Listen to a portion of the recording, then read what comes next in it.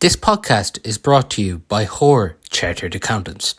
Hoare Chartered Accountants are based in Galway City and are a leading provider of audit, accountancy and taxation services. For more information, visit hoarecharteredaccountants.ie. You're welcome along to the Maroon and White pod. So I'm delighted this evening to be joined by Craig Lally to look ahead to the quarterfinals in the senior championship and the intermediate championship as well. And we have the semi-finals in the senior B hurling championship. First off, Craig, obviously playing again with Gort again this year. I'm sure you're delighted not to be involved in this weekend when you think obviously you only played the relegation semi-final there 2 weeks ago. Yeah, that's for sure, Paul. I suppose relief is the word that comes to mind straight away. Um, look at you can see already the weather shaping up for the next 3 days. It's going to be like, unfortunately, we were in it last year against Mulja, and it was just one of those relegation dogfights you would have seen down through the years. The rain coming down, pitch soft, and it's just who wants it more, very low scoring, and yeah, happy not to be involved and happy not to be training for the last week and a half. And happy to get over the line against Ardran the last day.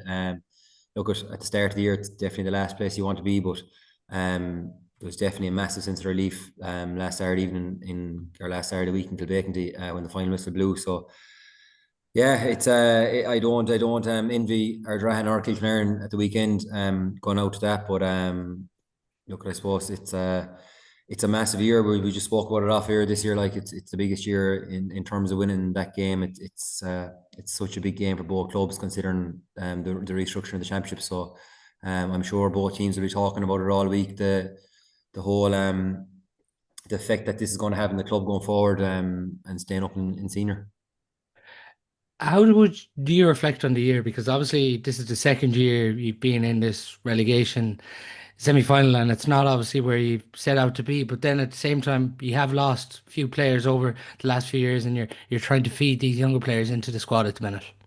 Yeah, I suppose overall, Paul, look at it at the start of the year. Look at your main aim is to come out of the group, and I suppose you're taking it game by game. And of course, we got Thomas's again in our first game, so we played them the last 3 years. So we knew it was going to be a tough one going in. Look at all their experience, and obviously being 1-6 over the last 7 county championships, you know that you're going to be up against it in the first game. So I'd be foolish to think that we didn't target the Athenry and Mike Cullen game second and third, and aim for those to come out of the group and probably aim for a preliminary quarter final. But look, it wasn't to be. Unfortunately, in both games, we were in a really strong position.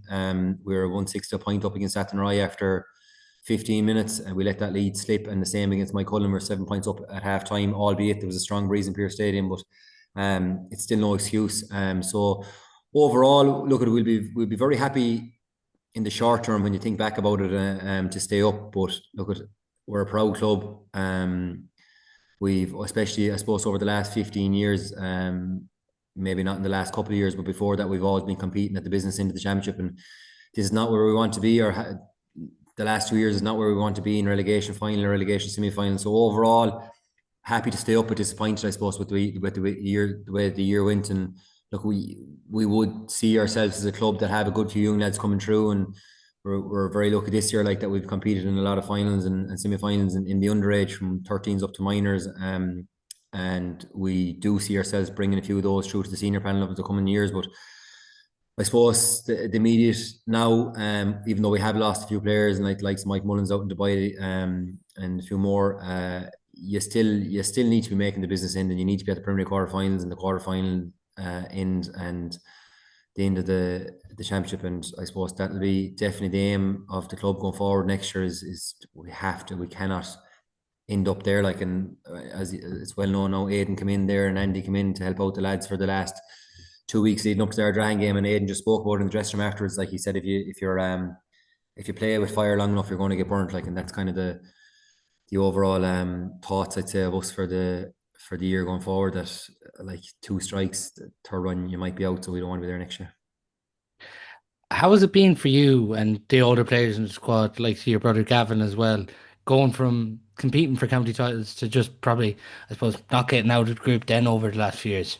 Yeah, it's been very hard, Paul. I think that's look at I suppose that's probably been the hardest part of for me anyway. Like when I came onto the scene back in 05 was my first year with the Gore Senior. So It's 20 years ago, like, and I suppose like we built it up that we got to the county semi-final, I think in 07, county final in 08, and from 07 as far as 2018, there was only 2 years that I didn't play in a county semi-final with the club. Like, so you're constantly at a high standard and you're constantly going all year round, and there's no one like the standards are so high in training, there's no need to drive it as much, and there's a good core of 10, 15 lads that are 20 lads that are all thinking the same way, I suppose. And I suppose that's the hardest thing at the minute, like that you're 15 years or you're whatever you are, 13 years going through all that and getting through to semi-finals and finals, etc. And I suppose now when you look at the flip side, you're there fighting relegation and you're trying to drive lads on, and where the young lads, probably the young lads of now, like our 19, 20, 21 year olds, like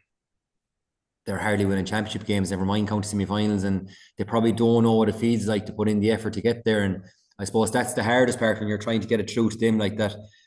This is the drive, and this is the effort you have to put in to get there. And they just, I suppose, I suppose they're young as well, like, and they probably haven't been around the environment that a few of the older lads like me and Gavin and Richie and Jason and Pigeon and a few of them, the lads that would have been around, I suppose. And yeah, it's different. It is different. It's a totally different dressing room. But look at it. I actually had this conversation with a lad down in Cork there that I work with a few weeks ago. Like, and I suppose in terms of where I'm at the minute, or any older player, like I even see Gerard Farrer still going, or Donald Barry for Castlegar the last day, just picking out them there involved with Castlegar, and there's plenty of older players going around. It's not the body that will stop me from hurling. Like, it's like my body is fine, touch wood, like, but it's I suppose there isn't as many older players still going. Do you know what I mean? If I look around the dressing room now in Gort, like, there's very few lads that are over 30 years of age. Do you know, and one of them is my brother, and one of them is my brother-in-law, and one of them is my first cousin, and you're talking to them every day of the week anyway. So, you know, you go to the dressing room, you go to the match, and you go to talk to the lads, but you're talking to lads that are 15 years younger than you, and they're out in the town and they're messing around, and I'm going home changing nappies, like. So, you know, it's a different environment, and I suppose, like, I just hope that doesn't stop me from hurling. The fact that I'm going to training and I've nothing to talk about with the younger generation, you know, because it won't be my body. Like, because look at I play soccer in the winter and I keep going, and fitness isn't too bad. Like, so it won't be that, like, but yeah, that's kind of where I'm at now as an older player. Like, John, I think a lot of lads must feel the same way. Like, and I'm presuming, and I know Ger Farrer and Don Barry for Castlegar, for instance, like, they're probably the same way as well. Like, there isn't many of their age, like, as well, like, and Donal and Ger are older than me, like, and I'm just picking them because I've seen them on the telly the last day, and there's more, every club has them, do you know what I mean? And you don't have to go too far to see it, but yeah, I think it was spoke about lately, it's kind of a dying trade where the players stay going as far as they can into their late 30s and 40s, and I suppose it's something that you'd like to see more of, but I can see why it's not done as much. It's really interesting how that dynamic changes from when you even started, because you were obviously in their shoes once upon a time, and now you're one of the more experienced players, and even as you mentioned there, the difference between, I suppose, younger players and older players and what they do on a week to week. Yeah, 100%, Paul. Like, I suppose, and look at it, even since my time, since I started 20 years ago, Paul, S&C wasn't a thing. Do you know what I mean? Like, you know, if you did a few push-ups and you did a few sit-ups, that was nearly covering the S&C side of it. Where it's got so big now, like that, S&C is nearly as important as your pitch days, and it probably is, like, so. And that's a bigger workload. Like, so back when I started in 05, you train 3, maybe 4 times a week, and that was training covered. Like, you know, you went down to the wall ball, you took a few shots or frees, whatever it was. But now gym is such an important part of it. It's nearly a 6 day or a 7 day a week thing. Do you know what I mean? Between everything. So there's probably a bigger, not a low emphasis on the whole S&C side of it, but there's definitely a bigger ask of the player now, the club player, because that's the standards it's got to, like, you know, and if you don't do it, you're going to get left behind. And I suppose that is probably the biggest change I've seen, really. That probably came in the late, maybe, I don't know, 2009, 2010, where S&C really took off. And I suppose that's the big part of it, in the gym side of it. And, you know, I suppose that's where you have to ask the younger players to buy into it, I suppose. And but yeah, a lot has changed in those 20 years, that's for sure. But the one thing, many players said it to me when I was only 18 or 19, maybe when we got to the first county final that time in 08, like, is that your years will absolutely fly through, and sooner, before you know it, you'll be the older player. And I actually see it now with a few of our lads there, like the likes of Jason Donoghue, Paddy Cummins, those lads. All of a sudden, they're some of the experienced players. They're there 7 or 8 years, and it feels like they only turned up to training for the first time yesterday, like, you know. So the years don't belong going, and that's for sure. And have to try and make the most of them while you're there. Interestingly enough, Craig, a few weeks ago, I had one of your former clubmates, Andy Cohen, on the podcast, and he referenced the point that he thinks this is one of the most open Galway senior hurling championships. Would you agree? I would, yeah, Paul. I would, yeah. Like I've seen a few games in the group there. I've gone to Athenry a few times, and like I know there's always been teams that have looked good in the group, and maybe the weather has changed now and the ground has slowed down and stuff like that. But I suppose, there's one common denominator, I suppose, and the fact that Thomas has got beat last year in the semi final. I think that an awful lot of teams went back with great hope at the start of the year to think that they're beaten, the chain is broke, I suppose, or the run is finished. So I suppose it gave everybody great hope. And like there's so many teams now in any given day that, like, I know we've always said that in the past, that any team can beat any team in any given day, but that wasn't the case because Thomas's went on such a run that nobody could beat Thomas's. So I think last year and this year in particular, it's really wide open, and I think that teams have got up to the level of Thomas's now, or maybe Thomas's probably might have come back down a small bit for different reasons. Of they've lads gone away and they've a few injuries and age, of course, and no more than me. Like there's a lot of the lads out there now with kids and stuff like that. So that look at time waits for no man, I suppose, and that's probably brought them down a level or two. But I definitely think the likes of the Turloughmores, the Clarinbridges, they've brought it up a level.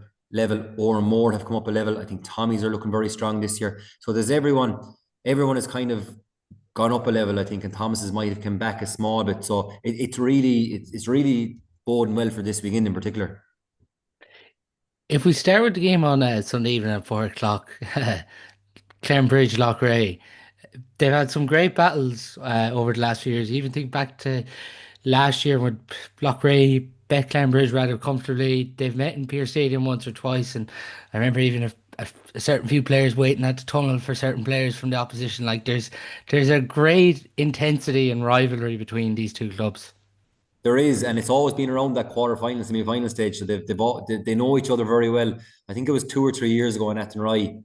It was a shocking day. It was really wet day, and it was an absolute cracker. And I think that probably will be, and maybe the weather will be gone by Sunday by that, but it has the makings that, I suppose. Like, in all fairness to Clarinbridge, the form team in the championship, like, they're absolutely flying. Oh my God, talent in abundance. Like, the subs they have to bring on, they've the pick of most teams around the county are absolutely just would love to have 10 of their subs to start in the team. Like, they're such a great selection. So they are the team, they are the form team at the minute, without doubt. Like, they lay down the marker very early to Turloughmore in the first group match. So that's why, I suppose, look at, if you're Paddy Power and you're looking at that, they'd have to be favourites going into Locke Ray. Probably their form hasn't been great all year. They huffed and puffed, really, I suppose, and they got caught out against Craughwell in the last group game. And then where they did score and they probably got the goals early against Mike Cullen the last day, they probably weren't themselves, even though I know they were missing a few, and between suspension and injuries and stuff like that, they'll probably have back the next day. But look at it, I suppose, Locke Ray and Turlough at the start, or Locke Ray and Clarinbridge at the start of the year, along with Turlough and Thomas's, were probably the four teams that should be saying that they're right up there, and like, they will be the four favourites to win it. So I think form goes out the window in terms of Locke Ray's form so far this year. I'm sure they have so much experience in the management team that we spoke about so many times, Paul, in this podcast, that they could be just, because of last year and they've went so far and they went to the Ireland, etc., that they could be just timing the run perfectly for this match at the weekend. And look, I know they'll probably be a bit disappointed with how the under-20 championship or the under-20 final finished up last week, and they have a few players playing there. But look, like, to me, it's a real 50-50 game, and in particular the fact that the weather and the pitches have slowed down, it's probably bringing it back towards Locke Ray's 50-50. It's interesting, isn't it? Because even though Locke Ray are county champions, as you mentioned, they're probably going as maybe slight underdogs for this one, which is fascinating because, like, Locke Ray bet Clarinbridge last year twice in the championship, in the group and in the quarterfinal last year. Yeah, look at, I suppose you can only go by form though, for the odds and stuff like that, Paul. And I think that on form, the score in Clarinbridge have done has been absolutely ridiculous, and the ease of how they've moved away teams. So Yeah, look at, I suppose Locke Ray in their own right, the fact that they've even gone to preliminary quarter final, didn't go the direct route, that probably puts them as underdogs straight away, which will they'll absolutely thrive on, and they'll be more than happy to take that going into the next day. But to me, Paul, it's 50-50. It's right down the middle, and it's going to be a very, very close one to call. I know we've talked about Clarinbridge previously on the podcast when you've been on, Craig, and there's obviously been a difference. They've been goal hungry this year, but the one point probably people will make about Clarinbridge is it's a different game to what they've played their opening few rounds in. Yeah, and I suppose like if you look at the Castlegar game, was it?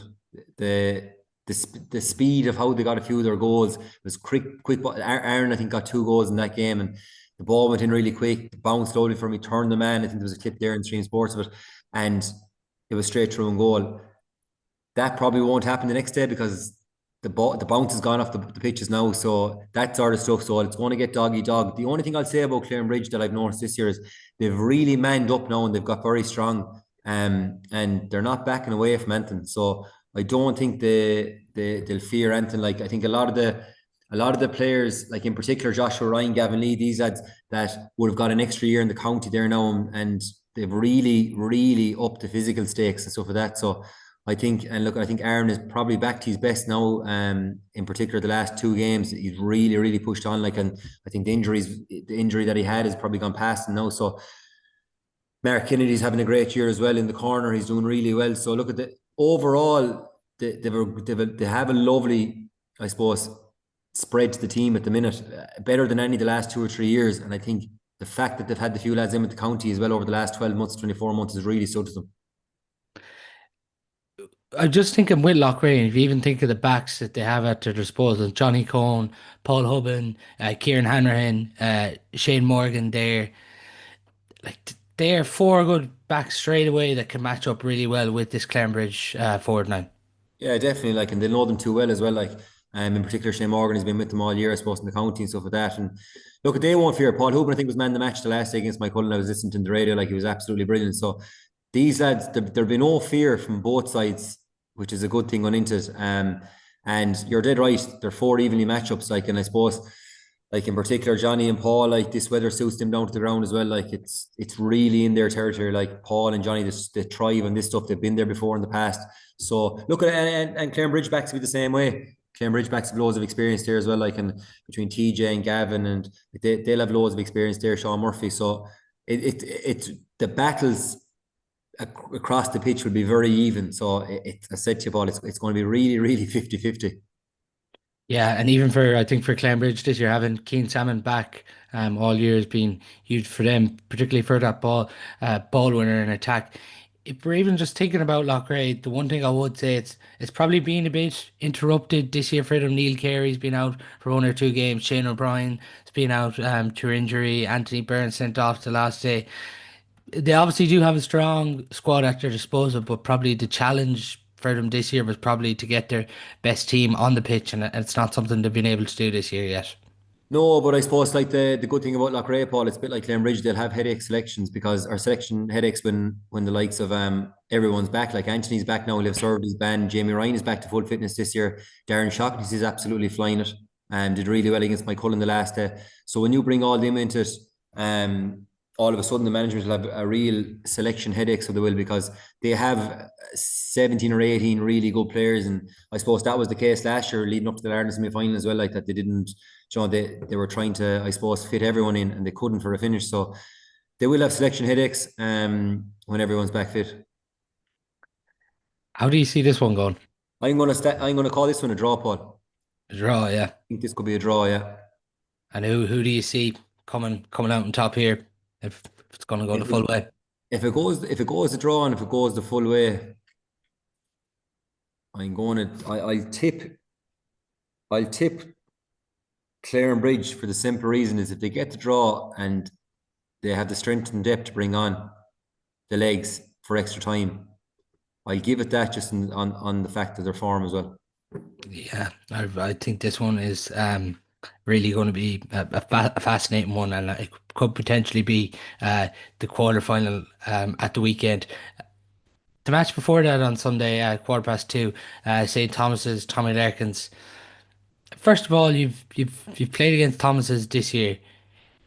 Where do you feel they are currently? They've obviously been able to sprinkle in more youth into the team this year. We've seen Connor Head, we've seen Evan Brady, we've seen these players in the starting 15. But the big question is, I suppose, after coming up last year, like, do you think they're in a stronger position than last year? Or how would you see them at the minute?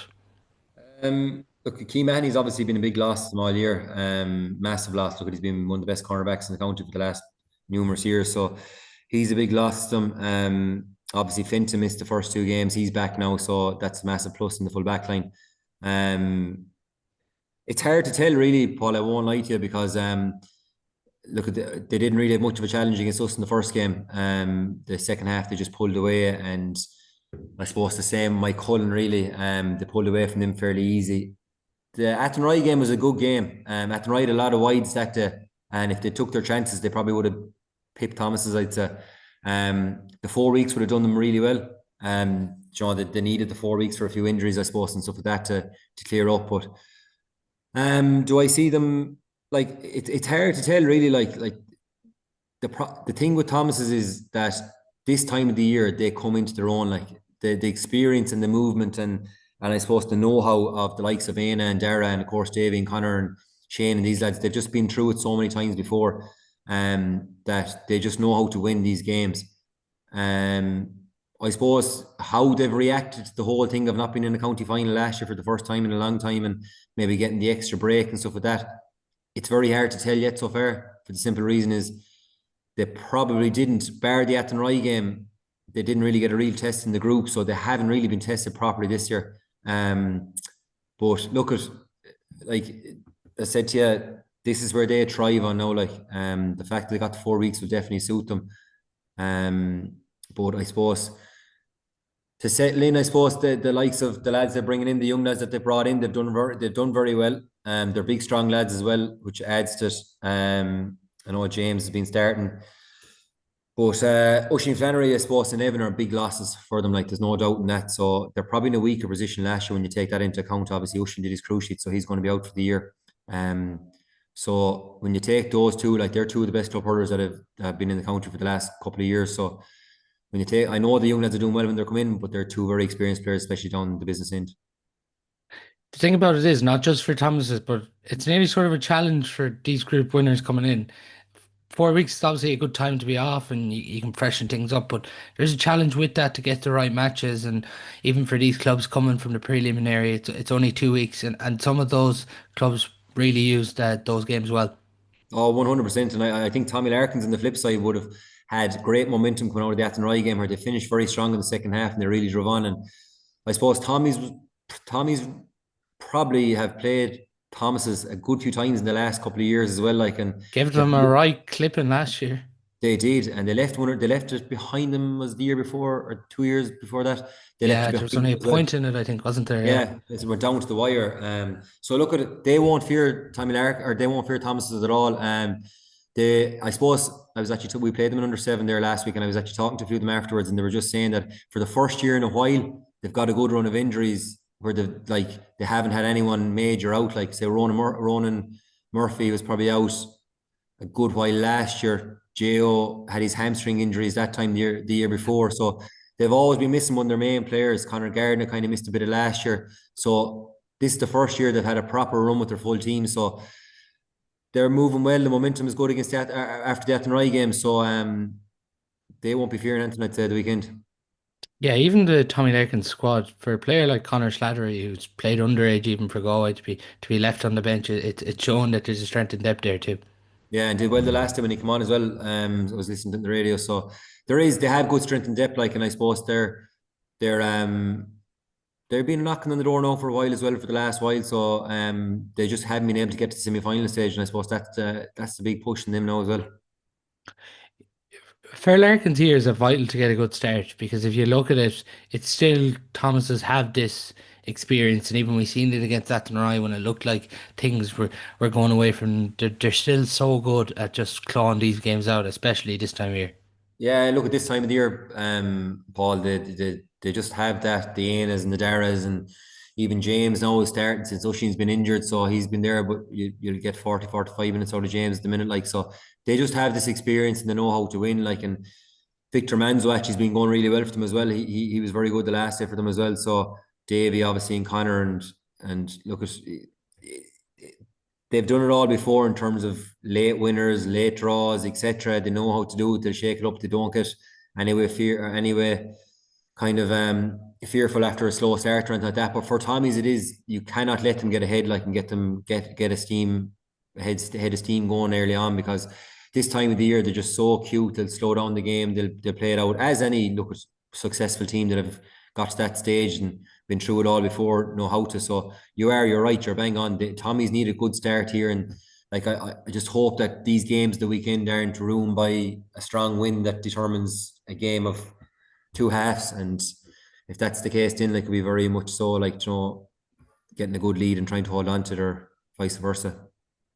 Yeah, even with Larkins, you've mentioned a couple of the players back there, Connor Gardner, even Kevin McHugh back as well this year, and he's been really impressive too. But their form has been really impressive, but I think particularly against Athenry, because Athenry were a team with a lot of momentum, and even listening to Niall Sunderland, who was on the podcast last week, Athenry manager, he just came away from that and he was very impressed with even Tommy Larkin's setup. Yeah, and look, at I suppose the likes of Kevin McHugo and Cahill Toohey, they've been around now. They have a good, strong spine there. What's Daniels in the wing there as well? Keane Daniels, Ian yeah. Daniels, he's been doing very well. He actually played at six as well during the middle of the group. I think it was the second game. So he's been around a while. So they're starting to get a few season campaigners there now that are starting to set they've had the spine of their team in place for the last 2 or 3 years. So they've a settled team, and they're looking, obviously Devane and Ronan going very well as well. And Jason is back to full form for club. How do you think they match up with Thomas as an attack? Obviously, you're thinking the one player automatically that needs to be tied down is Aina, but that's easier said than done. Yeah, look, at I suppose you'd imagine Kevin might follow in if he's in the half forward line. And but if he moves into the full forward line, then maybe Carl too, he picks him up. Um, but that's easier said than done, as we've experienced already this year. We tried to do that ourselves, and I think he came away at 7 points in play. So he's just so cute at getting into the pockets, and he'll get away from a man, and in particular a man marker, like so. Yeah, look at, I suppose they'll have the same. Thomas will be having the same conversations about Jason and Ronan as well. Like, and I suppose look at John Head as their man marker there, and you'll have John Head and maybe Shane if one of them plays at six, or if one of them plays at 11, Shane will stay at six marking. So they'll have their own homework to do as well. Like, so there'll be interesting matchups on both sides there. Yeah, just before we finish on this game, it's interesting. Like Larkin's obviously huge chance this weekend, but if Thomas's are to come through a game like this and get momentum going again, they're going to be a hard team to stop. They will, Paul, but what I will say is all four quarterfinals are very evenly matched, and all four teams that win will have great momentum, because there's very little between. For the first time in a while, there's no uneven quarterfinal. It's very, very evenly matched in all four games. There's no game where you're going to say, oh, it's going to be one-sided or lopsided or anything like that. So I can see what you're saying in terms of momentum, but look, I suppose the biggest challenge for the likes of the Thomas is set up now at the minute will be that 4 week break, and like, I know they've done it in the past so many times before, I suppose, but I suppose as the lads are getting older, how do you do that, like, and what you've done, I suppose, and what you like in terms of challenges and stuff. Who are you going for here? I'm going to go with a bit of a shock here, and I'm going to go with Larkins. I think Larkins by maybe 2 to 3 points. 2 to 3. That's an interesting one there now. And looking at the game Saturday, then Oranmore-Maree, Turloughmore, Kenny Park, Saturday at 4 o'clock. This one, obviously, another big one you can talk up. The only club that separates them in between is Carnmore, and obviously very close in proximity, Oranmore-Maree here and Turloughmore. Turlough, obviously, a club who've been thereabouts. Oranmore-Maree really starting to come.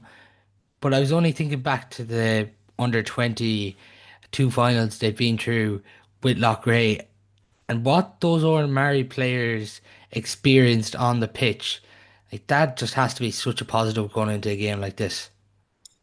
Yeah, look at they're coming, Paul. They're coming so strong. Like they beat Locke Ray in the minor semi-final on Sunday as well by a point.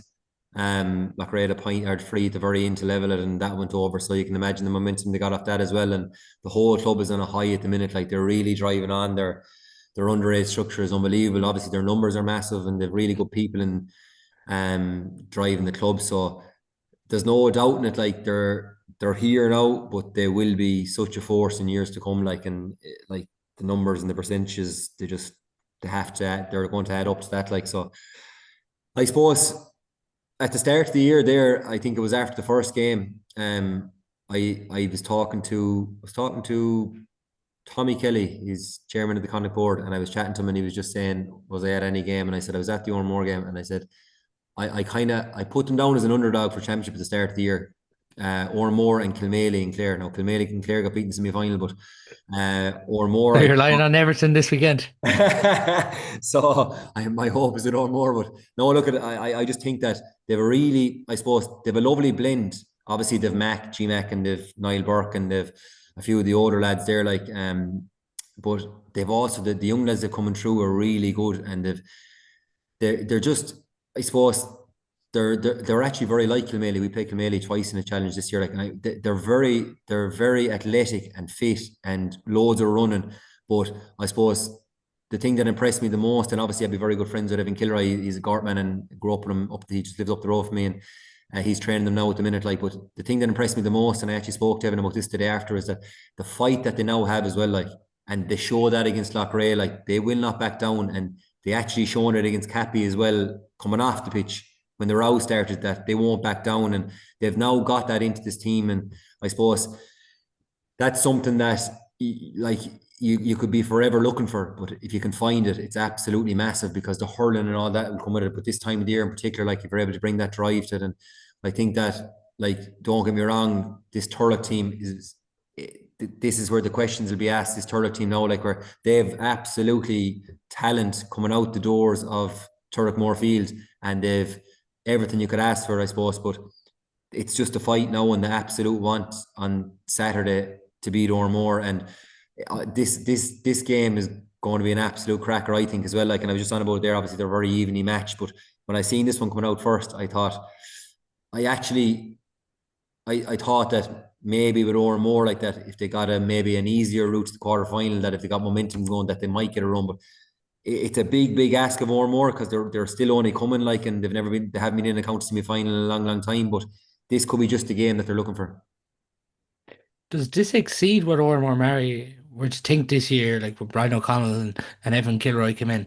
People will say obviously they're coming, but obviously you look back to last year, they were unlucky in the group. But does this exceed what Oranmore want, or do you think this has been the target the last few years? Oh, I'd say this has been the target, Paul. Like, and if you look back at last year, like, sure, they should have been top of the group, like, only for the last puck Yeah. of the game, and they ended up in a relegation semi-final against us. But, like, this is what they've been building for down there, like, and they've blended all these players through. They've played in the last three counting or 20 semi or finals or minor finals, and they've been up against Clarinbridge, and they've been coming for a long time. Like, so they've been building this up, like, so this is no fluke. Like, and I would say at the start of the year, like, obviously look at most top 8, 9, 10, 11 teams wants to get to county final. Like, but realistically, I would say that they be saying to themselves at the start of the year, when Bach O'Connell sat down and said, look at county semi final with a bit of momentum and a bit of luck, you might get to county final. Like, that's kind of, I would imagine, their goal. Like, and like, I don't think they'll have any fear for Turloughmore at all on at the weekend. In saying that, Dave, they're coming up against one of the most established senior hurling teams in Turloughmore over the last few years, just being unlucky to not get over the line. Interestingly, it's hard to know exactly where Turloughmore are at the minute. They've obviously came through second place in that group, and coming through the preliminary quarterfinals, but it does seem like they've been able to get things back on track. But one thing they've had this year is probably an impressive spread of scores, particularly in attack. There's 5 or 6 players consistently chipping in with scores. Again, very like Clarinbridge, Paul. They've just such a selection, and they have an array of talent there, like, where they can probably dig deeper than most clubs for subs and stuff like that. Like, and like, they have amount of, like, for example, obviously Shawnee, great to see him tog the last day again and back in action. And absolutely delighted for him to be back in action and being back in Togged, and like obviously he lives through the game, and obviously wishing him the very best. And for him, and being one of the main players for Turloughmore for the last couple of years, and like the way Sean will always get you 6 or 7 points or 5 or 6 points in a game, I suppose. Look at that's probably where Turlough have been lacking, and it's public knowledge, and they probably say it themselves that they're probably missing a few out and out forwards the last couple of years, and like obviously Shawnee Lofty's been up in the full forward line there, and he's probably a natural back, and he's been playing full forward, and they probably tried to maybe convert a few more, like Dahi played up in the forwards for a while at centre forward, and a few more like so. Look, that's probably their biggest problem really at the minute, is that they've so much talent but maybe lacking out and out natural forwards.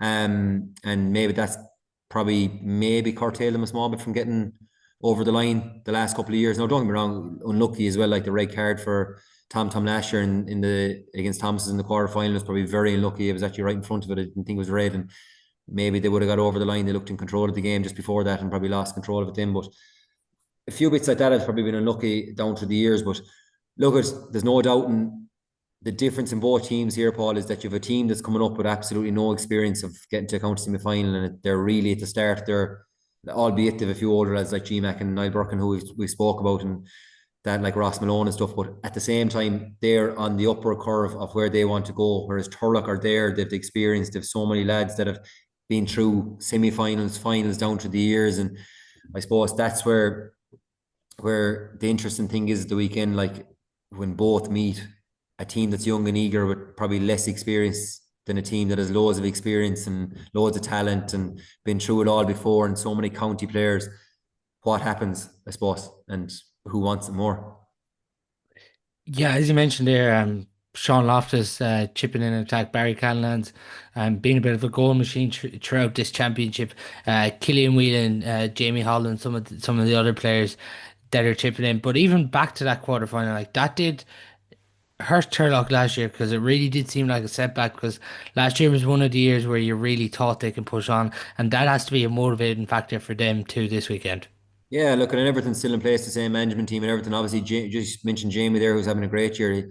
Probably Jamie didn't start that game. He came on with about 10 minutes to go last year. He was only coming on as a sub. He probably wasn't as involved last year, and he's back to his best. And like, look, I suppose that has to be a driving factor. And like they were, I suppose they carried out the game plan to a T until the red card come in. Like it wasn't an overly exciting game that day, but they had everything done correctly, and they had their couple of points lead, and they were controlling the game before the red card. And I suppose that definitely hurt them, I'd say, and hit them hard. And in particular, when Thomas has went on to get beat by Captagan in the semi-final in, and they probably looked on to see Locke Ray win it, and how close Turlough had come in the last couple of years. So I'm sure over the winter they probably gathered themselves and thought to themselves, this is wide open for us again this year. And look at they're constantly bleeding and breeding new talent there. And it's like you think you just all those lads you mentioned, and you have the likes of Daniel Loftus, the likes of Ronzer in the back, and all these experience, and you have Dara Walsh, county goalie, like Connor Walsh, who's obviously back to his best again, and he's shooting the lights out there with frees and massive scores got all year.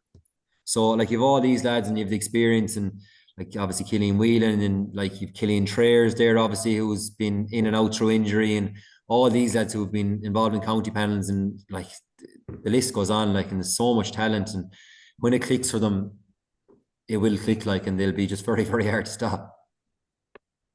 Do you think that experience will be the difference this weekend? Um, it could come down to that, Paul. It could come down to experience, and in particular, again, we spoke about Thomas and the weather and stuff like that. And I know I've gone with Larkins there, but like the experience of being able to win these games is absolutely massive.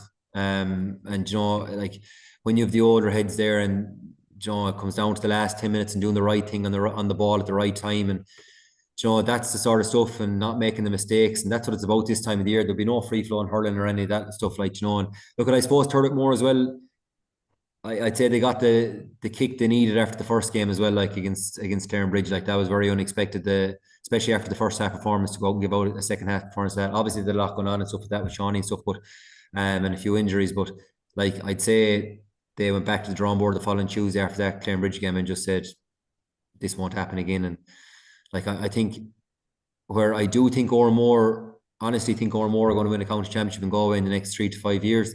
I think this weekend could be just a small bit earlier for them. Jesus, that is interesting. Mm. Obviously, the with the twenties and everything. Just to work, Craig, on that twenties game, because it's not something we mentioned much on the pod. Just with all the games that have been happening over the last few weeks. But I think huge credit needs to go to the Locke Ray and Oranmore-Maree players. I can't remember two games in Galway ever like that across any age that served up classics like that. Yeah, look, they brought the excitement levels in it, Paul. It was absolutely crazy. In particular, the finish, like, and the goals and the. I suppose the thing I found from it, Paul, the most was the actual want to go for goals. Some of the goals were just Yeah. carrying balls in from 40, 45 yards and shooting from 30 yards out. Like, there was no fear at all for 20-year-olds. Like, they probably at training being told, put the ball over the bar, keep the scoreboard ticking over. But there was no fear. Like, it was just take on the man, go for goal. And like, if anything, that's what Galway hurling needs absolutely the most. Like that, we're missing that direct hurling that'll go and attack a ball or take on a goal. So, like 100% massive congrats to both teams. Obviously, Oranmore come out on top for a finish, but like the last 7 or 8 minutes of the replay and the way the goals went in and the how the scoreboard was changing, it was so hard to keep up with it, but it was so exciting and brilliant for the neutral, innit?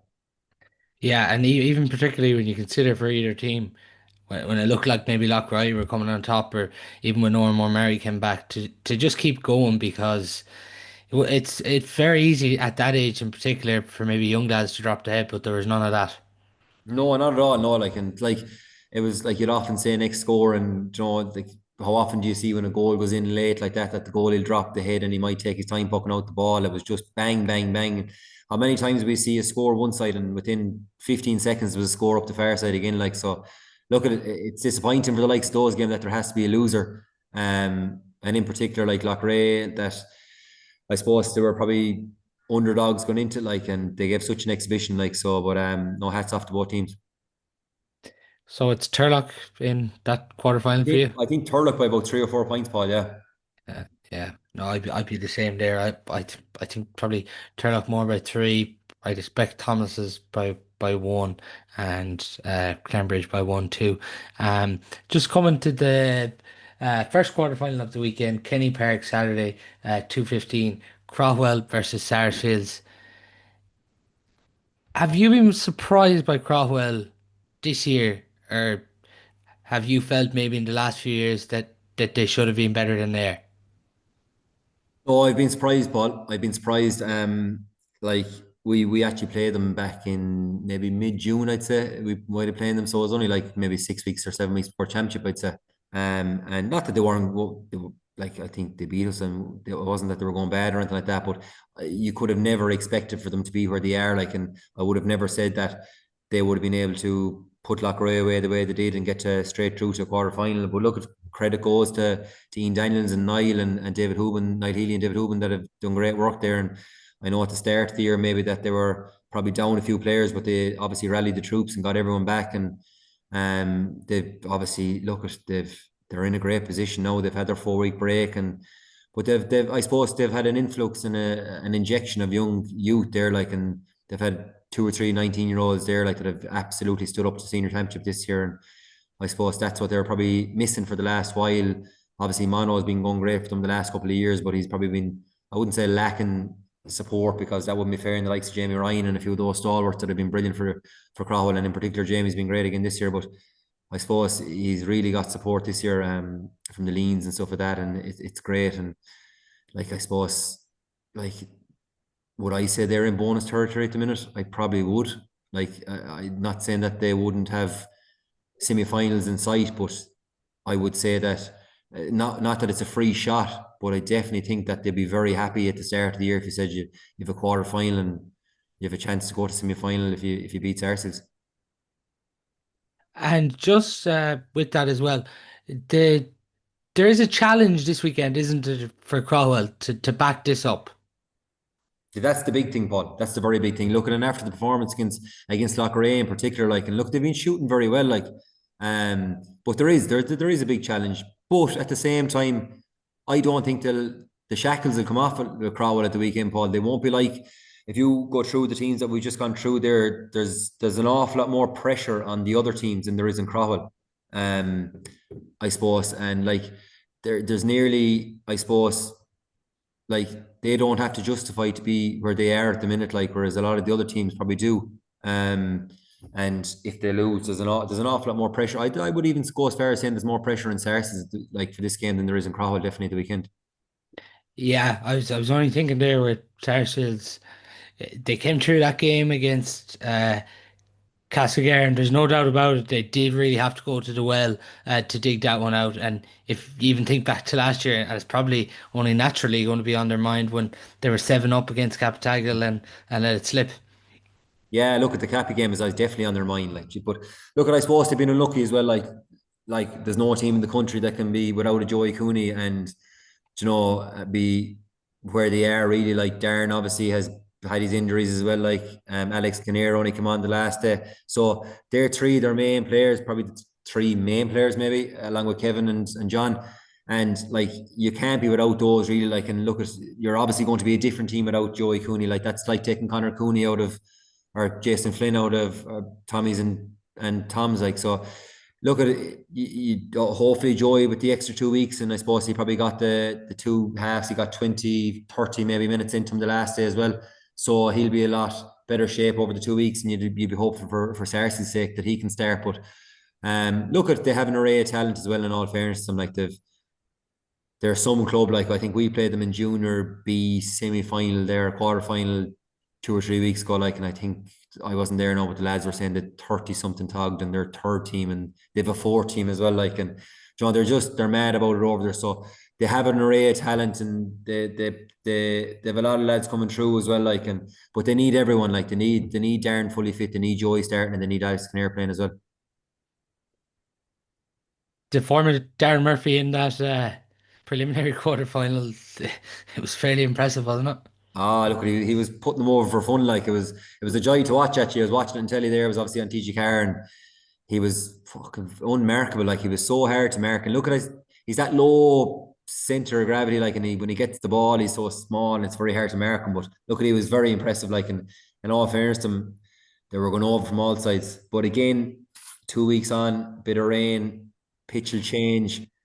It'll be a different type of match for him now the next day. Like he won't be getting the bounce of the ball, like so he'll need to be in kind of different pockets to be getting points. But like he's a really, really good prospect, and in all fairness, some like he was too hot to handle the last day. With that, as we mentioned, they've obviously had their fair share of injuries this year. One player's impressed me is the way Leon Kinnears has settled into the team this year at cornerback. Darren Marcy came back to last day. Alex Kinnear got a few minutes. With that, Francis Madden now will be hoping that he can get as close to full strength as possible this weekend. I know you can come through and dig deep into your reserves, which gives the squad confidence, but these are players Sarsfields need on the pitch if they are to go all the way this year. Yeah, they're your main players, Paul. The ones you mentioned there, like you need them starting, and you need, especially against the likes of the last eight, like the top eight teams, like you need all those starting. And look, at I suppose the likes of Joey and Darren in particular, anyway, like the experience that they have, and they're inter-county players, and like they've been through it all before. Like, and the likes of Joey in particular, like he's county medal in his back pocket. He's been through all this. He's played a lot of semi-finals and quarter-finals. So look at it, he speaks for himself. You need that, and in particular, I suppose the big thing about Joey and Darren is that they bring a lot of strength to it as well this time of the year for the rough and ready stuff. And the rook, like there's going to be a lot of rooks now over the weekend, obviously with the pitches being slow, and like Joey Cooney is as big as a man you're going to see in club hurling. Like he's very hard to mark. So the likes of him and Darren are they're absolutely just essential that they start. Yeah, and just even on Craughwell, like we've mentioned that they're underdogs, but it's absolutely nothing to lose as well as you mentioned. I think it's a free pop. I honestly do, Paul. I honestly think if you had said it to Team Daniels and Niall Healy at the start of the year that you'd be in a quarter final and you've a shot there beating Cersei to get to semi final, I said they would have grabbed your two hands off you like so for it like so. I think I wouldn't look at the end of the day, they're a proud club as well. They've been in a good few county semi-finals in the last couple of years and county final as well. Like so they will see themselves like they've a good underage structure there as well. They've brought through some really good players that we mentioned there. Like they will see themselves as a county semi-final team. But I do think that they'll have nothing to lose the weekend. You still expect Sarsfields to come through this one? I probably do just for experience, Paul. Yeah. No, don't get me wrong. They're they can just give you that hot and cold performance at times, Sarsfields, over the last 2 or 3 years. But when they're on, they're on. They're very, very good. But yeah, you just like last year in particular, that Cappy game, like when they were in full control, that the losses, you just hope that they've erased that off their memory now and they don't go down that road again, and that for their own sake that they see out the game if they're in that position this year. Who's your team to win the championship at the minute? um, good question. What I will say is I would say that there'd be very little between, if I was to pick the four semi-finalists. Like, I know I'm gone for Larkins, but like the likes of Thomas's, Turlough, Clarinbridge, and Sarsfields now, as you can say, like, because obviously Locke Ray and Locke Ray or Clarinbridge. I think there's those five in particular, even though I'm going for Larkins at the weekend, the experience side of that, it's hard to say, maybe look how any other team can. Now, albeit you're going to have shocks along the way. We had it last year with Cappy getting all the way to the county final. That's why I'm going for Larkins over Thomas. I think there might be shock, and that, like Locke Ray, Clarinbridge, I think is very close, but it's very hard to tell, Paul. Like, for the simple reason is, if you look at Locke Ray, they're county champions. We spoke about it. If you go by their form over the last 4 weeks, you'd never had, or the last 4 games, you couldn't see them be county champions. But 4 weeks off for them, or sorry, 2 weeks off for them, and leading up to this, you just don't know. Like, and they've all the injuries back, suspension back with Anthony Burns. They'll be a different outfit completely. So, to answer your question, it's very hard to like for example, if I was to go on form and the way things are going at the minute, how could you not have Clarenbridge as favourites? They've dismantled Turloughmore in the first game. They've been the highest scores. They've been the spread of scores. They've had so much going for them. Like, so, if I was going for a favourite at the minute based on form, I'd have to go for Clarenbridge. But to me, over the last couple of years, it's very easy to pick Thomas's as your team because they've experienced and they've done this and etc. But there's so many factors now. It's not just a case of, oh, Thomas's are better than everyone else, because they've obviously Keane Manny's in Australia and Oisin has done the cruise ship, etc. Whereas now there's so many different factors like if the ground gets really slow, it suits Thomas's and Locke Ray. If it dries up a small bit, Clarenbridge and Turloughmore obviously thrive on that. Oranmore, obviously, total underdogs. Craughwell, they've nothing to lose. So I can't really answer the question, Paul. If we're going by form, I go with Clarenbridge, but that could go out the window if it rains for the next 3 days. I think Turloughmore will win it this year. Yeah, Straight point. that's my prediction. Now, it could come back to bite me Monday Yeah. evening, but I just think they nearly basically have everyone back, and I think they've struggled with one or two. And like you said earlier, great to see Sean Lennon back, and hopefully he can get more game time now this weekend and into the semi-final as well. Just before we look at the Senior B games, Craig. Carl Mannion deservedly nominated for an All-Star last week, no question about it. And to be honest, I don't think there's an argument where he doesn't deserve an All-Star. I just think he has to be on this All-Star 15 this year. I'd agree, yeah, 100%, Paul. Like, sure, he's showcased some of the best hurling that we've seen all summer. Like, he's just been absolutely phenomenal for Galway. Like, and without being too harsh, like, he's been keeping us in games when things have been looking fairly bleak. Like, he's reached a whole new level this year, whatever it is. And don't get me wrong, like, that he wasn't unbelievable in 17 and 18 and all these runs, but it's just this year he's got his injuries right and his body's in really good shape. And look at his, I suppose, the standout is his striking is absolutely ridiculous. Like, he's just Yeah, you've often said it that just for you, he's always been one of the toughest players to mark. the toughest player I've ever marked, yeah, at training.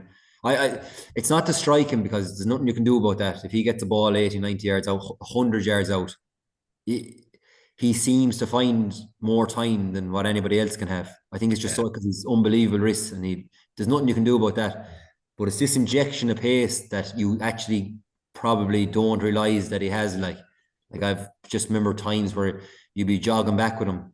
Like, say a ball could be waiting to come in, like, and you'd be centre back, he'd be centre forward, or wing back, wing forward, and you'd be jogging back with him. And you'd look around and again, and he would be just gone. Like, he's this sidestep or space or injection of pace, and like his just movement is unbelievable. Like, and like I think I said that a few times in the podcast in the past. Like he's just so hard to mark, like because he just. And then the worst thing about it is like he's such a sidestep or a swivel in him that you try and go to block him and he's gone the other way and his vision is unbelievable. So look at without a doubt he has to get an All-Star. If he doesn't, it's massive injustice. Like so. Yeah, I definitely think it'd be one of the biggest injustices, as you mentioned there. If he doesn't get one, and even the scoring returns, what he's done from county to club this year has just been to another level. Seeing as we're mentioning Carl Mannion there, we'll come to his club at Hascrofona, who play Ballindreen Sunday at 1:45. This is interesting because Ascafona have looked the best team in the Senior B Hurling Championship, and in fairness to Ballindreen, I've made this point a few times. They really have established themselves now as a consistent team at this level. Yeah, look, I did a great one against Portumna there in the quarterfinal, Paul. 4 point winners, and like in all fairness, to them they're consistent now, and they've really held their own in the last 2 or 3 years since they've come up from intermediate, and um, they've probably got a good spine of a team that hasn't changed over the last 2 or 3 years since they won since they come up from intermediate. They've held on to nearly everyone. I don't think they've really lost anyone. So and they brought a few young lads through, and they brought a few lads back actually as well. So look, they won't fear a Haskra. I suppose a Haskra, the form team, they're absolutely blowing teams away.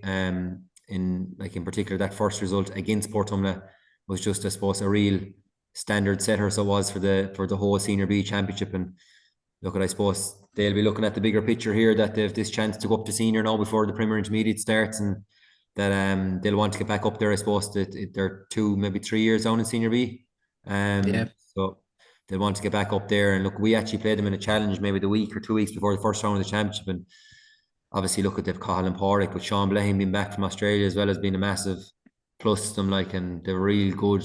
Like, look, they're really well drilled and they're really good.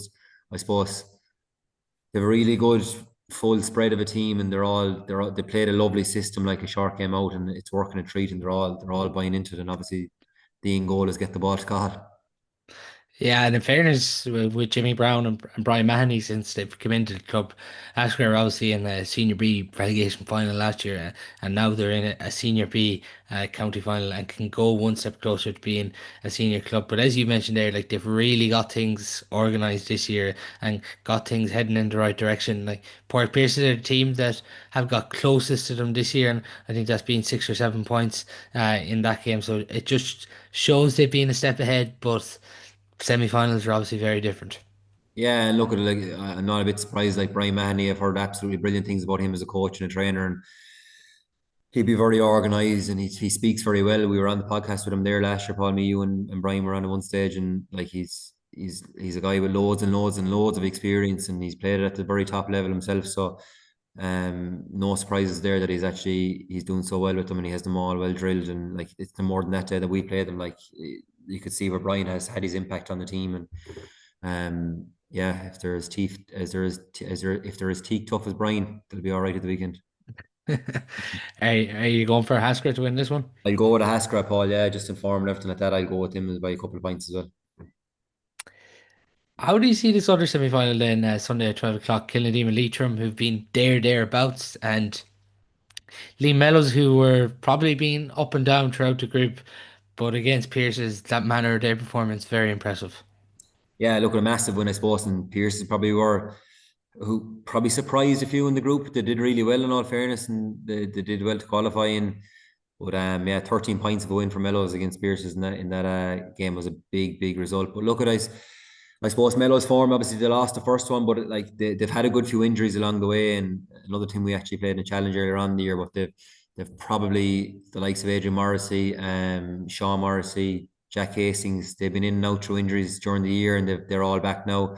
Jack Ford, I think, was missing, and he's starting to come back now, so he's a good experienced player. He was around 17 or when they won the county final at 17. So look at it. I don't know Coffee there, David Collins. He's a few years done with them there now. So he's starting to stamp his authority in them as well. Like, and look, when they're on and they have everyone, when they have everyone there, they have a good 15. Connor Cabin is another lad there. He's around the same age as me, Connor, and he's absolutely flying it this year. So they'll be hard beat the next day, and like if they have everyone fit, they're a match for anyone really. I was just only thinking about these two semi-finals. It's such a setback, isn't it, for either of them to not be in the final and not in 2 weeks' time heading in to be a senior team.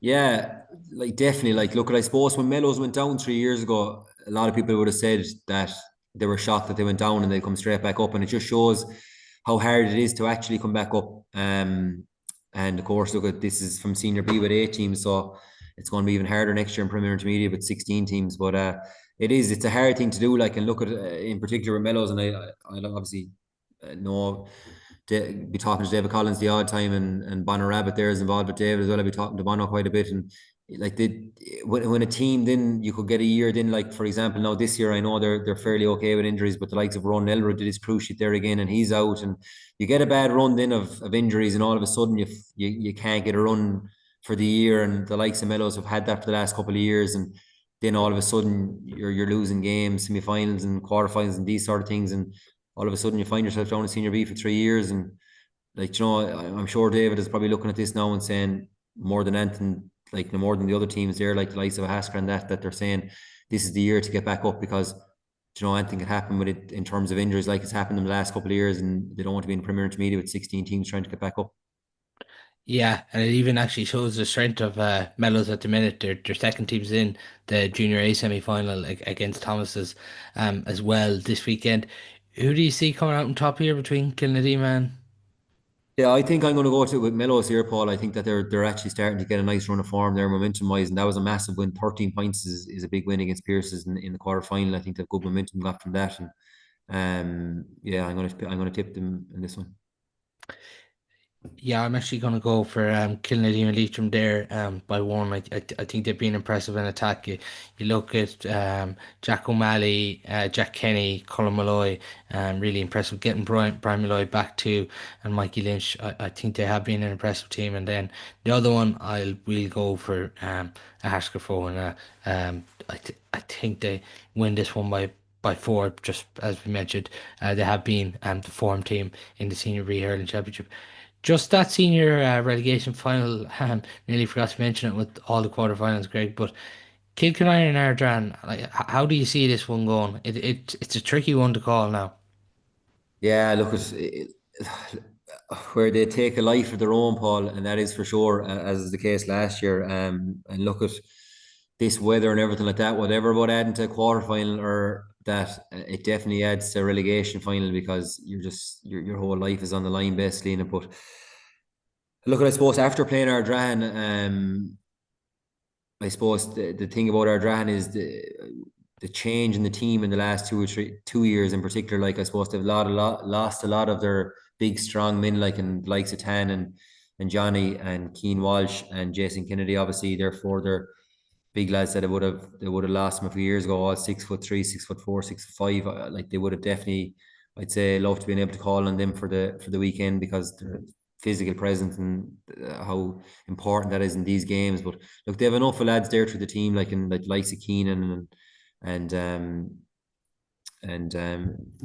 they've called our what you call Walsh. Sorry, my brain. Michael Walsh. Michael Walsh, sorry, getting brain Yeah, food. yeah. Michael Walsh and Connor Cosgrove, and a lot of these guys would have been around for a good few years. Like in particular, Connor Cosgrove and Keenan, now they've been around a good few years, and I suppose that's what you need, the experience to come through. Jared Ford is another guy there who come on the last day with loads of experience, and they're the lads you need to drive this to next year. Like, and they have a good range of forwards as well. Like in all fairness, like, and I suppose the most positive thing to take from, I suppose, Kilbacon did the last day against us was that like Brian Canlon, for only 19 years of age or 18 years of age, whatever he is, like he's really shown and he's starting to lead as well. Like, and where we had Ivan Nealon who did really well in them. But Brian was like for 18 years of age, he's really starting to show for them. Like, and they could go to him the next day and that, like, but look at it, it's going to be a massive game where you're going to need 15 lads to stand up. Like, and I don't really know a massive amount about Kilkenny, because I haven't seen an awful lot about them in the last couple of years and kind of avoided them for senior for the last couple of years. But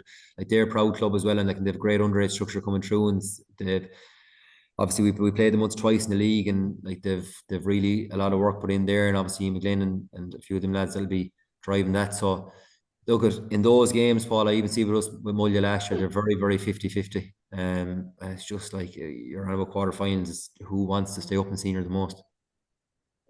Yeah, for sure. Do you think Ardrahan just, I suppose, maybe being longer of a senior club than this current Kilkenarn team could stand to them this weekend? Yeah, I think it will. Yeah, I think it will. Like, and I think that they're rounding up the troops there for the last 2 weeks as well, trying to get this over the line. And like look at they're in the quarter final only 2 years ago. Like they're really, I suppose this is probably the last place they would have thought them they'd see themselves this year. Like, so I think our Drahan's experience as a club, I think will get them over the line.